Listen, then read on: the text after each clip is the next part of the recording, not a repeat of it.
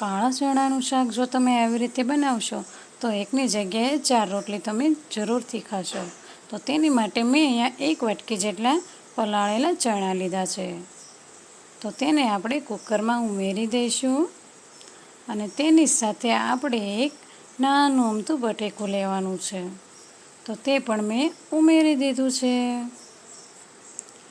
બટેકું ઉમેર્યા બાદ કુકરનું ઢાંકણ આપણે ફિટ કરી દેવાનું છે. કુકરનું ઢાંકણ ફિટ કરી ગેસ ચાલુ કરી અને કુકરને આપણે ગેસ ઉપર ચડાવી દેવાનું છે. અને 4 થી 5 વિસલ વાગે ત્યાં સુધી આપણે થવા દઈશું. ત્યાર પછી ટમેટાં, મરચાં અને સૂકી ડુંગળી આપણે સમારી લેવાના છે. તે સમારી લીધા ત્યાં સુધીમાં આપણા કાળા ચણા બફાઈને રેડી થઈ ગયા છે. તો આપણે ઢાંકણ ખોલી લઈશું. તો સરસ એવા આપણા ચણા અને બટેકું બંને બફાઈ ગયા છે. તો ત્યાર પછી આપણે એક મિક્સર જાર લેવાનું છે. તો મિક્સર જારમાં આપણે આ ટમેટાનું કટિંગ કર્યું છે તે ઉમેરવાનું છે. લીલા મરચાંનું કટિંગ કર્યું છે તે પણ ઉમેરી દેવાનું છે અને તેની સાથે 1 ચમચા જેટલા કાળા ચણા ઉમેરવાના છે. મેં અહીંયા ચણા પણ ઉમેરી દીધા છે. તો તેની સાથે મેં અહીંયા એક નાનું અમથું બટેકું જે બાફવામાં ઉમેર્યું હતું તે લઈ લીધું છે અને તેની છાલ કાઢી લીધી છે. તો મિક્સર જારનું ઢાંકણ ફિટ કરી અને તેની સરસ એવી ગ્રેવી બનાવી લેવાની છે આપણે. તો ગ્રેવી પણ આપણી તૈયાર થઈ ગઈ છે. મિક્સરમાં ક્રશ કરેલી ગ્રેવી, બાફેલા ચણા, થોડા સૂકા મસાલા, કાપેલા કાંદા અને ધાણા આપણે લઈ લીધું છે. તો ગેસ ઓન કરી સ્ટીલનું બાઉલ ગેસ ઉપર રાખી દીધું છે. તેમાં આપણે 3 પાવડા જેટલું તેલ ઉમેરીશું. તો તેલ આપણું ગરમ થઈ જાય પછી તેમાં આપણે 1 ચમચી જીરું ઉમેરવાનું છે. જીરું તતડી જાય પછી આપણે તેમાં 1 ચમચી વઘાણી ઉમેરી દેવાની છે. તેની સાથે આપણે થોડા સૂકા મસાલા ઉમેરી દઈશું અને કાપેલા કાંદા પણ ઉમેરી દઈશું. તો કાંદા બ્રાઉન રંગના થાય ત્યાં સુધી આપણે તેને સાંતળી લેવાના છે.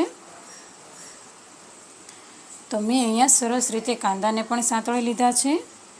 તો તેમાં આપણે જે મિક્સરમાં ક્રશ કરેલી ગ્રેવી હતી તે ઉમેરી દેવાની છે અને જ્યાં સુધી તેલ ન છૂટું પડે ત્યાં સુધી આપણે ગ્રેવીને હલાવતા રહેવાનું છે.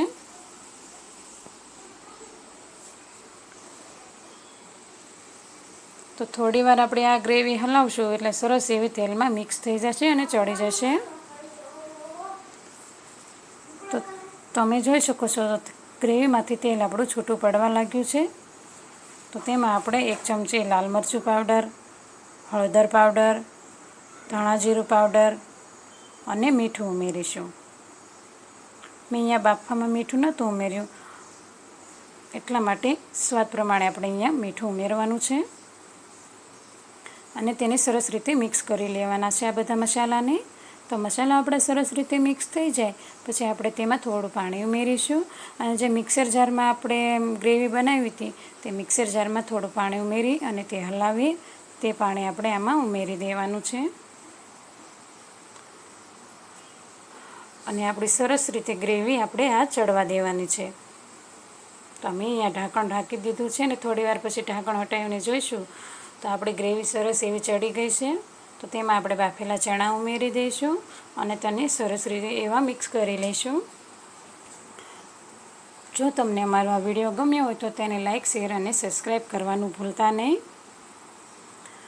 ત્યાર પછી આપણે અડધા લીંબુનો રસ ઉમેરી દેવાનો છે અને તેની સાથે આપણે થોડા કાપેલા ધાણા ઉમેરી દઈશું. તો સરસ એવું આપણું આ તૈયાર છે ચણાનું શાક. તો મળીએ હવે આપણે આ નેક્સ્ટ વિડીયોમાં. ત્યાં સુધી આવજો.